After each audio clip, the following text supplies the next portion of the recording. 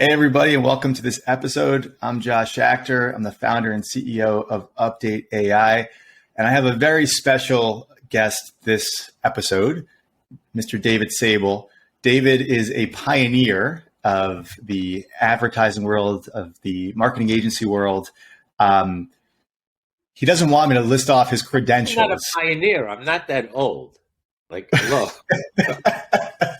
I just spent my life less a pioneer, more like I've been working in the mines for a long time. Well, I want to sit here and read off your credentials, all the public company boards that you're on and the organization. Not done for that. Guys, everybody can look it up on LinkedIn. That's fine. That's fine. So listen, we're going to talk today about building customer relationships. We've got my puppy in the background here, I believe, but we've got building customer relationships, talk about process of running an organization, and a high performing team. Let's do it this way. Instead of listing off your credentials, why should these folks listening listen to you, David? I was wondering the same thing. I don't know. Look, there's got to be a reason. Even if I don't know shit, I've seen a lot. I have a belief that one of the things that's hurting us in the world today is that we have devalued experience. Now, I don't mean my experience per se. And when I say experience, I mean history. We have completely devalued it. So we believe somehow that everything that we see is ex nihilo, it came from nothing. And it's just not true. So it's astounding. I was reading this morning about Prime, right? Yesterday was Prime sale day. And so they sold 50 million extra units because they used influencers. And oh my God, like no one's ever done this before in the history of mankind. Hello, anybody ever hear of HSN, QVC? Do you know how Kellogg began selling his cereal? Tell me. The notion is not new. It's basically the same way they do everything. It was all about celebrity. It was all about who he was, et cetera, et cetera. All about influencer selling. This stuff isn't new. What's new is how we use new methods of communication. It's how we use new channels. It's how we use new tools. We enable ourselves. But it's not in and of itself because, oh my God, we've created something completely new because there's this thing called digital. It's such bullshit. Not only is it bullshit, it's impossible to learn. Now, the joke is, or maybe it's not the joke, maybe it's why he's so successful. Jeff Bezos is the guy who understands it. You see, Bezos is the guy who opens up stores. Bezos is the guy who understands the value of marketing. It's everybody else who looks at him who thinks, oh my God, we got to be digital first, whatever that means, because I have no clue. And Bezos is, no, I'm not digital. I'm not anything first. He goes, what am I? I'm customer first. Like, read his stuff. Bezos said early on, I follow the customer. Everybody else follows us. We're going to win. Now, by the way, he learned that from Walmart. He learned that from Sam Walton, who basically said the same thing. So, I just think, so you want to know why to listen? Just because, I've seen a lot of shit. And it doesn't work. Sorry, guys.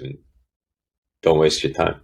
I like that with the Jeff Bezos. When I was at Intuit, we followed. It was a little inverted, actually. Their motto, or maybe this was what they stated to us as employees of Intuit. But Scott Cook was a wonderful founder. His mantra was, follow your employees, make them happy. The customers will follow, and then the shareholders will follow after that. But it's probably just. No, I think that is a little inverted because I think that the issue is you first follow that you have to have an offering, and your offering is you follow the customer, right?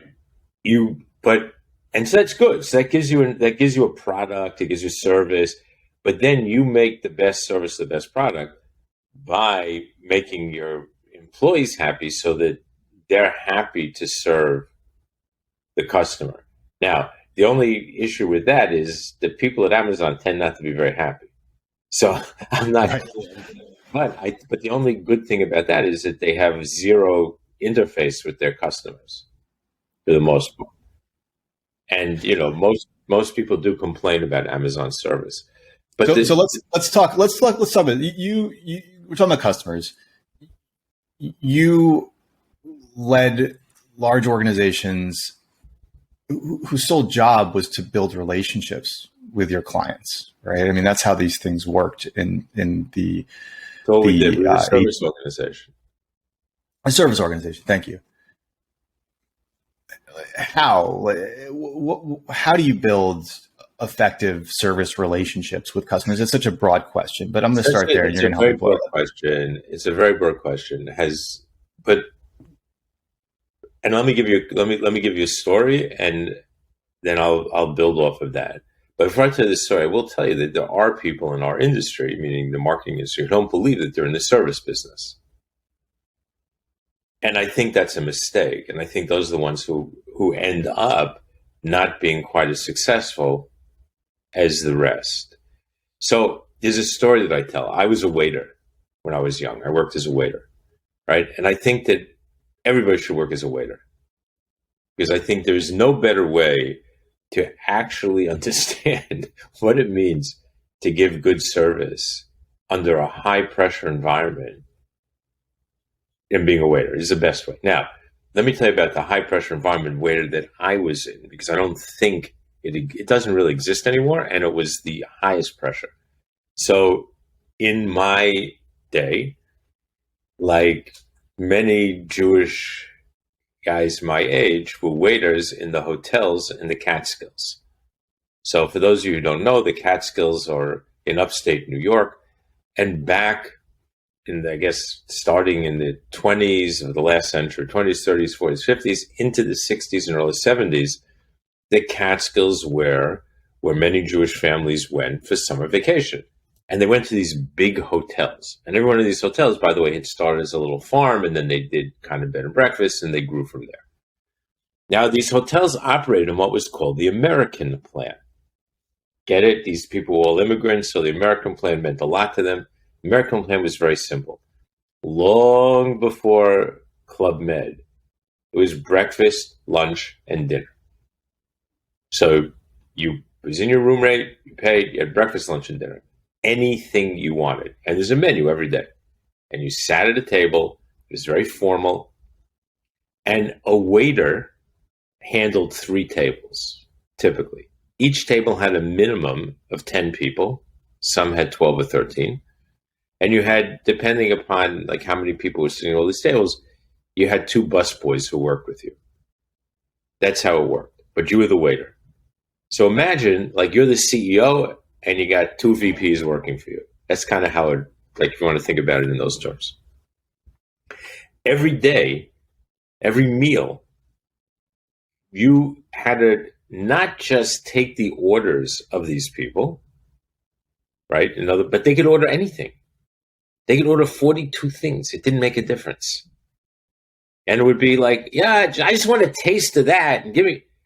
But you also had to remember, because if you wanted a big tip, you had to remember what people liked. So the first meal, you'd ask a couple of questions just to get a sense of it. So that when they came in the morning, you knew that the guy liked orange juice. You knew that the grandfather wanted prune juice, very important for older people. And at dinner, you knew who wanted the well done, who wanted this, who wanted that, et cetera, et cetera, et cetera. The other thing, if you were really smart, you established a relationship with the chefs, which I did. You tipped the chef, you as the waiter, so that you'd get prime space in the front and your cuts were the best. And that's how you made big tips, right? So I was a waiter. Now, I never thought of myself as being an order taker. I was a waiter. So here's the story. Right. So here's the story. I tell this story at all management classes that I give. Because I've heard 1,000 times from people in my industry, I'm not a waiter. I don't take orders. Okay, schmuck. Let me explain to you what a real waiter does. So imagine this scenario. You and your friends, you're like a little younger, you're kind of coming up in the world, and you have this vision. You want to go out. It's like you heard about this restaurant. You can't wait to get there. It's a little expensive. Like, it's above what you would ordinarily do, but you decide you're going to go. So you go 2 other couples, so 3 couples, you all go together, and you've set in your heads, you've discussed it, sort of what you're going to order. So you're going to be careful about the wine. You're not going to order dessert, but you're going to focus on 1 or 2 things, and you want to have a great time. So you come into the restaurant, you sit down. David comes over, he's your waiter. He assesses you out in a second. He gets it. And he starts discussing the menu with you. And now David is a good waiter. So David knows and they've already told him in the kitchen, like, there's stuff they want you to push because it's higher margin, maybe it's new, whatever. He gets you all to mix up the stuff. So, maybe Josh takes the special of the day, his girlfriend takes something else. He's done it. Then you start ordering side dishes. And you're each thinking of ordering your own side dish. And they say, you know what? There's 6 of you. You really only need 4 because they're really good size. So now you're feeling pretty good because David's taking care of you. You just save money. Right? When it comes for the appetizer, sure, he's pushing you a couple of things like to share. And then maybe you each get whatever it is. But you've now felt really good because you kind of feel like you're saving money. It's awesome. Comes the wine. He's smart. He recommends something. It's above what you would pay. He knew it's above what you do, but you already feel good about the rest of it. So you order that bottle. Meanwhile, you get all the stuff. It's staged well. It all comes. You're having the best time. He's very solicitous. Makes sure you're having a good time.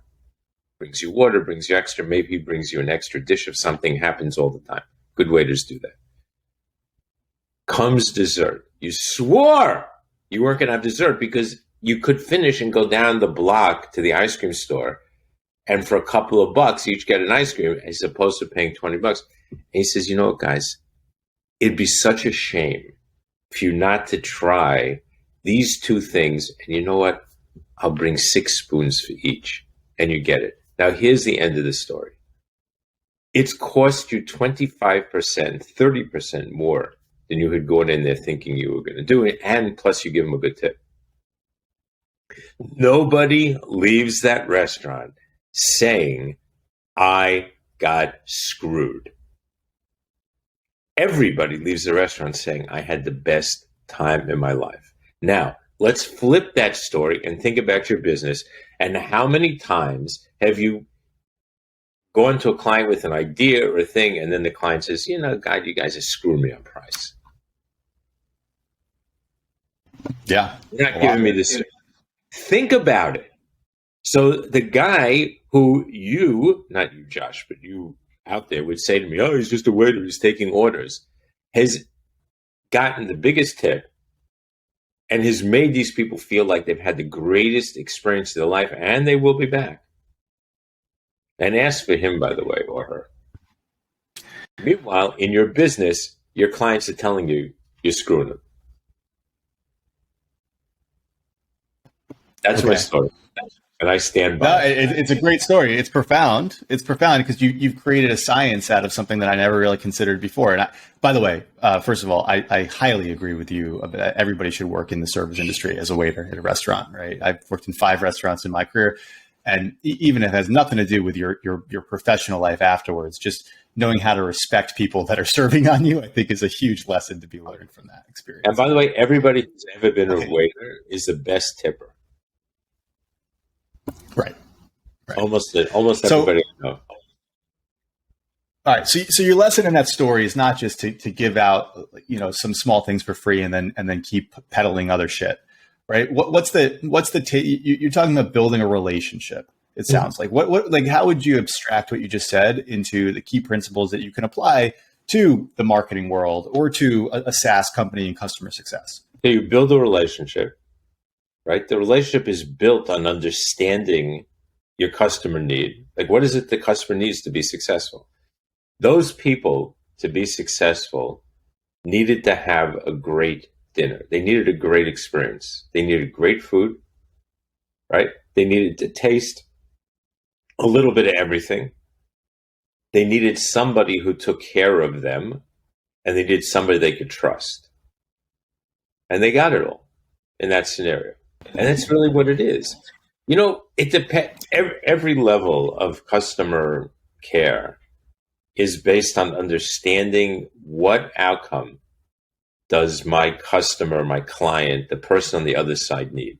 So if you're a CEO and you have a relationship with another CEO and you're in the service industry, like, you need to understand what that other CEO needs to be successful. Right? That's what you're doing. It's not that you're delivering them advertising or marketing or a legal opinion. You're delivering them success for their career. Right? If you're the customer success guy in a SaaS company, you're delivering for your customer success. That's what you call customer success. Not your success, it's his success, her success. Right? You're making them use your product to drive their success. Not just the company's success. That's so obvious that that's why you're there. The other company's success and your company's success, but their success. That person on the other side is going to be successful because they're going to use your product better than anybody else. It's so funny, it's funny you say that because, I hear all the time, I do these interviews and I hear all the time, I ask a question often, what's a time that you felt really good about delivering value to a customer? And you don't hear the stories of, well, I was able to increase the company's revenues or decrease their costs, whatever. What I hear more is an emotional connection with these folks, CS leaders, is I really helped that individual build their career, or I helped them solve a problem. It's a very personal one-to-one type of interaction.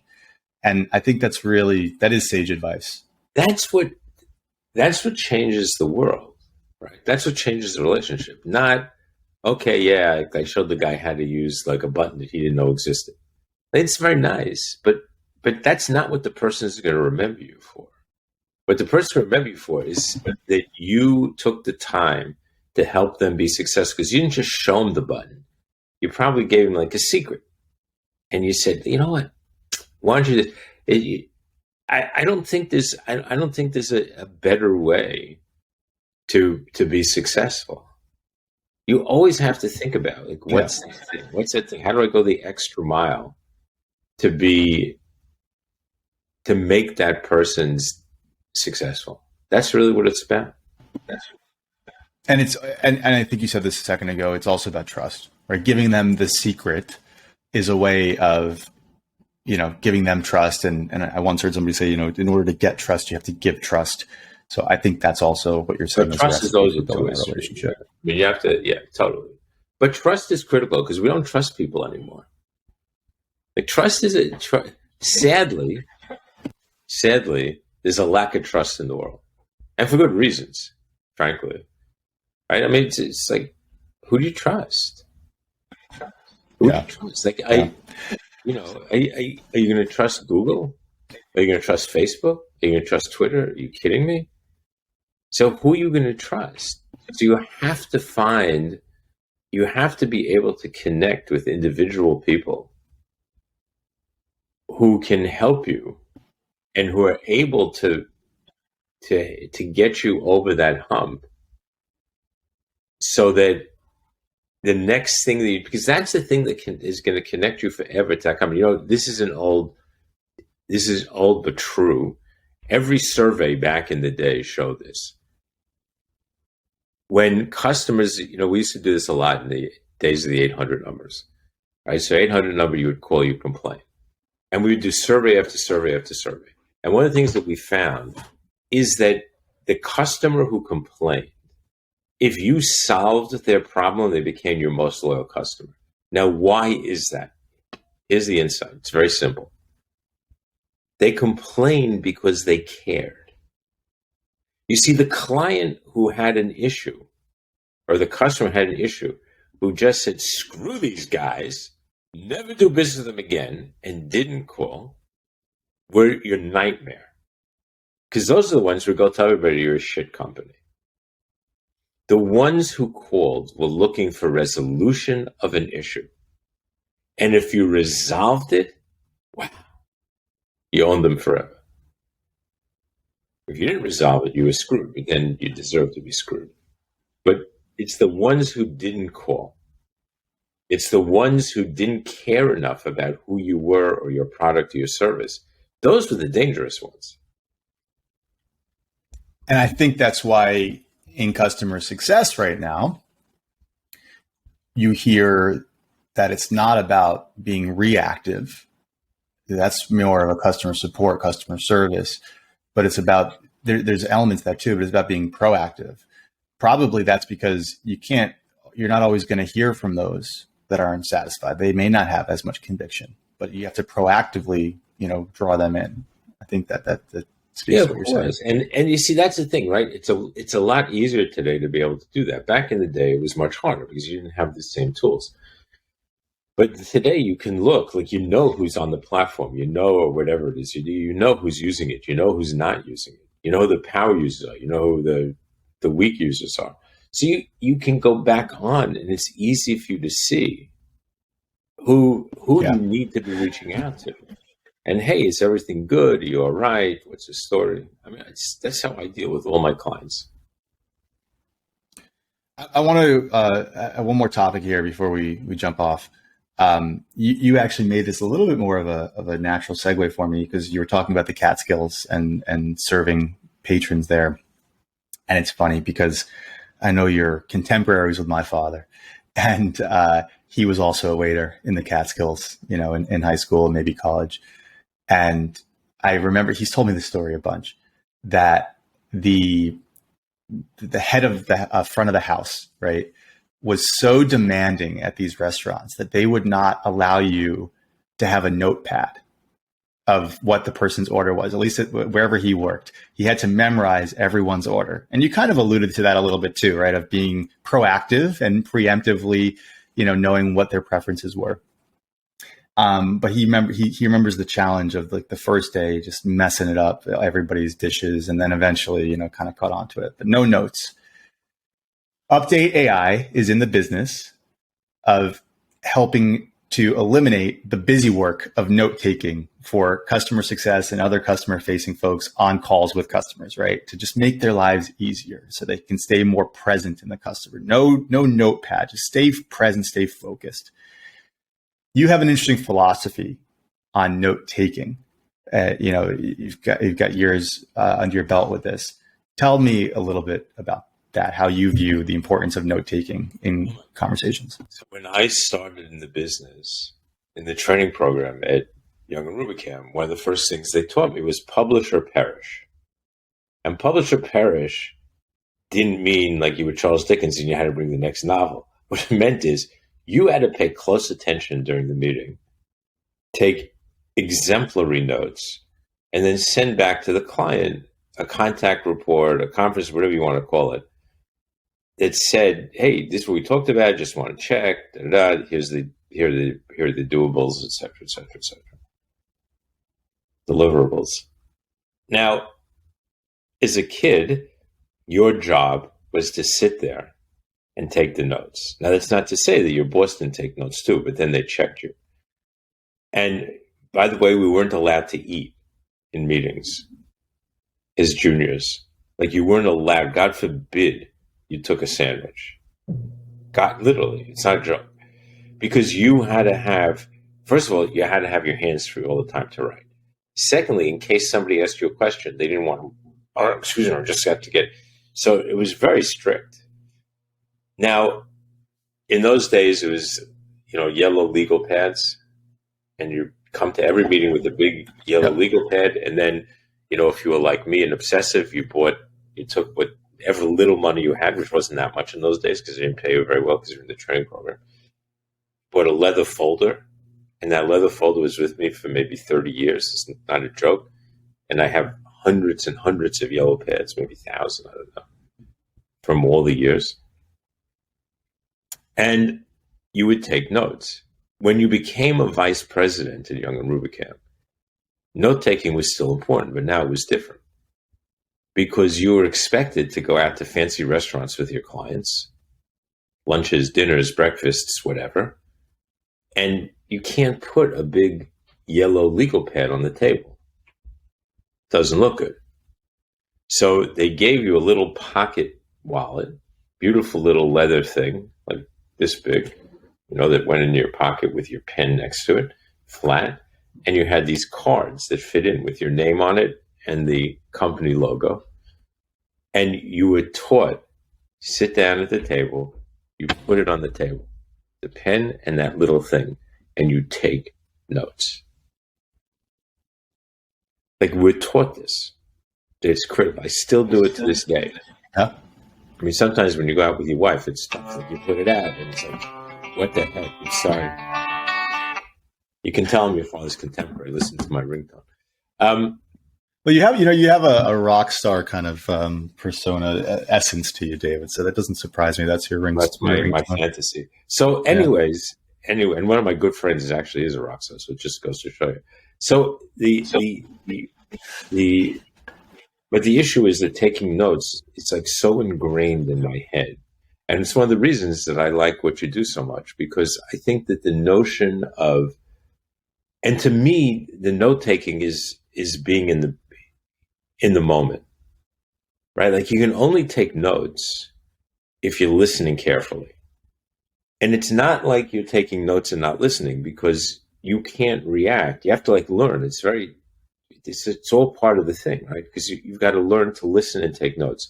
But the importance of notes is that later on, the notes become that thing that help funnel your thinking and help you get to where you need to go. And I have found over the years that my notes are typically way more insightful than many others. Like, I've sat and, rehashed meetings with people, and it's like, what meeting were you in? Like, did you not hear what the client said? And they said, well, this is the notes I took. I said, yeah, but you missed the whole point. Like, you didn't take the notes. All you did was take little bullet points, but you didn't take the notes. So I think that the notion of being able to have this sidebar doesn't mean you still can't write stuff down, which is also fine. But I've often wondered, could I have something else? And I never liked the full record. Like, anybody can record. You can record any Zoom meeting. But then you got to sit through and listen to an hour back of what you did, and it's not the same. Yeah. And I think for me, the way I think about it is, it just adds accountability. You're talking about building trust with the customer. How do you build trust with the customer? Well, you do things to show that you care, that you understand their problems, but you also just show that you're accountable, because that's the first place that trust is earned, and that's the first place that trust is dissolved as well. Absolutely. And you share it. You share it with your clients. That's the thing. None of this works unless you share it. And I think that's the single most critical thing. I think one of the problems I've seen with a lot of the SaaS-based, whether it's customer service, customer care, whatever, is that they focus too much on themselves and not focus on the share. It's not just about you. You see, trust is created because you're okay to share what you heard. You make yourself, there's a bit of vulnerability, if you think about it, in taking notes and sending it to a client and say, hey, did I get this right? I just want to confirm. I love that. I want to be sure. I'm being vulnerable in some way. I'm being open and transparent, and I'm showing some immediacy, right? Some speed of execution and response. Yeah, people love that. It's the thing. It's the thing that makes it. In my view, it's the thing that makes the difference. Yeah. Okay. Well, we've heard some great stories here today, David. We'll get to the story about when you met the Pope on the next time we do this, which is a good one too. Talk about a humble person and leadership lessons. You can all read my. You know what? We're gonna sign off with this. So you've heard it here first, folks, from David Sable, titan of business, pioneer of marketing. Sign us off with what you said to the Pope when you met him. Well, I'll tell you not when I met him, when I left him is more to the point. So we'd spent an hour with him, just 5 of us in a private meeting. And I'll tell this story another time. It was pretty amazing. And you can see in the final, I was the last person to say goodbye. And you can see in the picture, the Pope is laughing. And when we left, everybody said, what'd you say? Everybody was always worried about what I say. Like, what did you say? Like, how did you get the Pope to laugh? So it was really simple. When we left, the Pope said to each one of us, he looked us in the eye. It was actually pretty amazing, and said, "Pray for me, pray for me." So he came up to me and he said, "Pray for me." I said, "Holy Father, with all due respect, I came here hoping you were going to pray for me." And so he started to laugh, and he said, "Okay, I pray for you. You pray for me." So I guess, it's kind of customer service at the highest level that he was going to pray for me. So it made me feel Building that trust. Gosh, one last question for me. What can I get you for lunch? What can you get me for lunch? Yeah.